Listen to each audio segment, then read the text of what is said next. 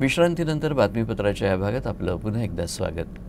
अमरावती शहरातील कॅम्प परिसरातील थॉमस चर्चजवळ एक मादा बिबट आपल्या पिलासह फिरताना दिसल्याची माहिती समोर आली आहे। वन विभागातर्फे नागरिकांना सतर्कतेचा इशारा देण्यात आला आहे।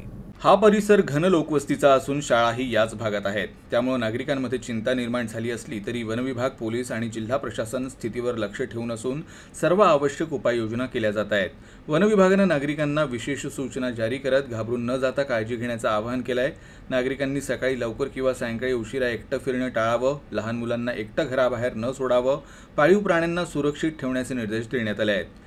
बिबट दिसल्यास त्याला त्रास देऊ नये, दगडफेक किंवा हुसकावण्याचा प्रयत्न करू नये, तात्काळ वन विभागाच्या हेल्पलाईन क्रमांकावर संपर्क साधावा, असं आवाहन वन विभागाने केलंय। शाळांनाही खबरदारी घेण्याचे निर्देश देण्यात आले आहेत।